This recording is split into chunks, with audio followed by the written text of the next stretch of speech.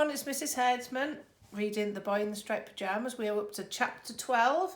Shmuel thinks of an answer to Bruno's question. So we're going back now with the two boys talking either side of the fence. All I know is this, began Shmuel. Before we came here, I lived with my mother and father and my brother Joseph in a small flat above the store where Papa makes his watches. Every morning we ate our breakfast together at 7 o'clock, and while we went to school, Papa mended the watches that people brought to him and made new ones too. I had a beautiful watch that he gave me, but I don't have it anymore. It had a golden face and I wound it up every night before I went to sleep, and it always told the right time. What happened to it? Asked Bruno. They took it from me, said Shmuel. Who? The soldiers, of course, said Shmuel, as if this was the most obvious thing in the world. And then one day, things started to change, he continued. I came home from school and my mother was making armbands for us from a special cloth and drawing a star on each one. Like this.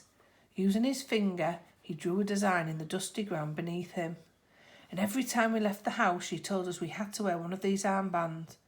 Oh, my father wears one of those too, said Bruno, on his uniform. It's very nice. It's bright red with a black and white design on it.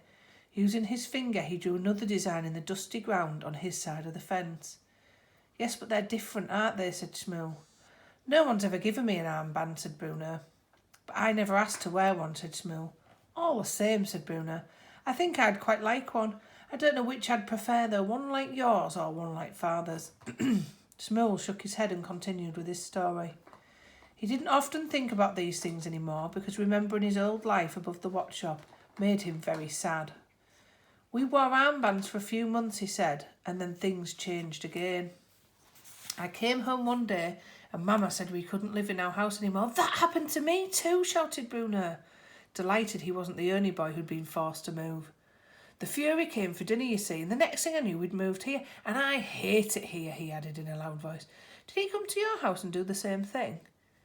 No, but when we were told to move, we couldn't live in our house. We had to move to a different part of Krakow, where the soldiers built a big wall, and my mother and father and my brother and I all had to live in one room.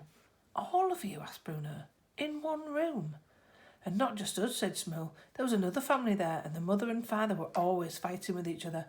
And one of the sons was bigger than me, and he hit me even when I'd done nothing wrong. You can't have all lived in one room, said Bruno, shaking his head. That doesn't make any sense. All of us, said Shmuel, nodding his head. 11 in total.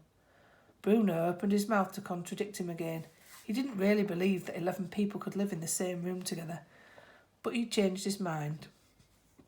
We lived there for some more months, continued Shmuel. All of us in that one room. There was one small window in it, but I didn't like to look out of it, because then I would see the wall, and I hated the wall, because our real home was on the other side of it. And this part of town was the bad part, because it was always noisy and impossible to sleep. And I hated Luca, who was the boy who kept hitting me even when I did nothing wrong.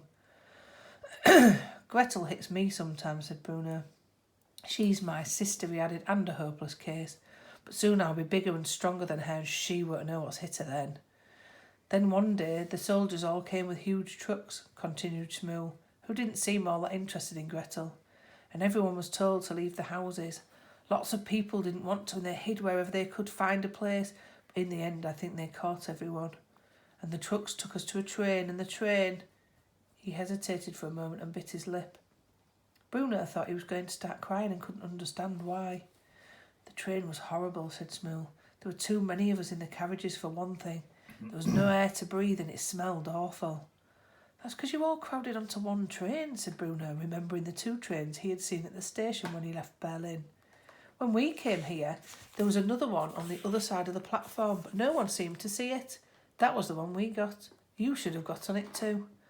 I don't think we would have been allowed, said Shmuel, shaking his head. We weren't able to get out of our carriage.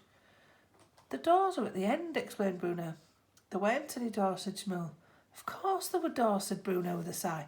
They're at the end, he repeated, just past the buffet section. There weren't any doors, insisted Shmuel. If there had been, we would have all got off. Bruno mumbled something under his breath along the lines of course there were. But he didn't say it very loud, so Shmuel didn't hear. When the train finally stopped, continued Shmuel, we were in a very cold place and we all had to walk here. We had a car, said Bruno out loud now, and Mama was taken away from us, and Papa and Joseph and I were put into the huts over there, and that's where we've been ever since.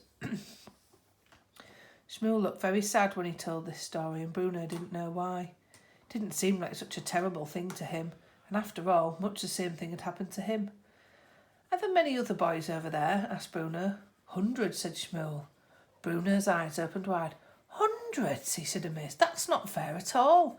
There's no one to play with on this side of the fence, not a single person. We don't play, said Shmuel. Don't play? Why ever not? What would we play? He asked, his face looking confused at the idea of it. I don't know, said Bruno. All sorts of things. Football, for example, or exploration.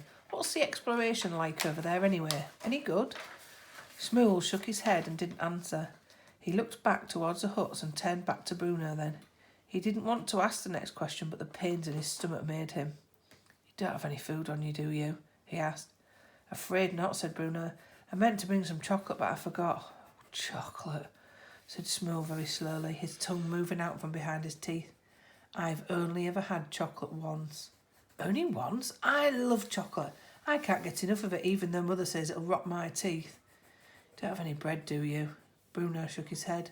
Nothing at all, he said. Dinner isn't served until 6:30. What time do you have yours? Shmuel shrugged his shoulders and pulled himself to his feet. I think I'd better get back, he said. Perhaps you can come and have dinner with us one evening, said Bruno, although he wasn't sure it was a very good idea. Perhaps, said Shmuel, although he didn't sound convinced. Or I could come to you, said Bruno. Perhaps I could come and meet your friends, he added hurtfully. He had hoped that Shmuel would suggest this himself, but there didn't seem to be any sign of that. You're on the wrong side of the fence there, said Shmuel. I could crawl under, said Bruno, reaching down and lifting the wire off the ground. In the centre, between the wooden telegraph poles, it lifted quite easily, and a boy as small as Bruno could quite easily fit through. Shmuel watched him do this and backed away nervously. I have to go back, he said. Some other afternoon then, said Bruno. I'm not supposed to be here. If they catch me, I'll be in trouble. He turned and walked away, and Bruno noticed again just how small and skinny his new friend was.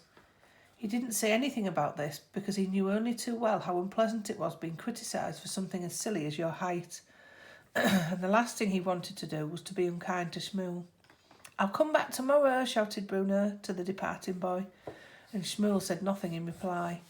In fact, he started to run off back to the camp, leaving Bruno all on his own.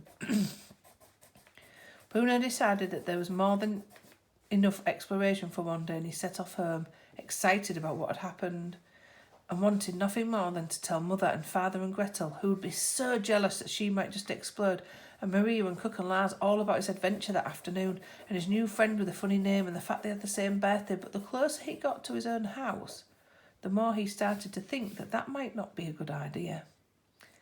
After all, he reasoned, they might not want me to be friends with him anymore, and if that happens, they might stop me coming out here at all. By the time he went through his front door and smelled the beef that was roasting in the oven for dinner, he decided that it was better to keep the whole story to himself for a moment and not breathe a word about it. It would be his own secret, well, his and Shmuel's. Bruno was of the opinion that when it came to parents, and especially when it came to sisters, what they didn't know couldn't hurt them. Well, that's it. The end of chapter 12. Hope you enjoyed that. Stay safe.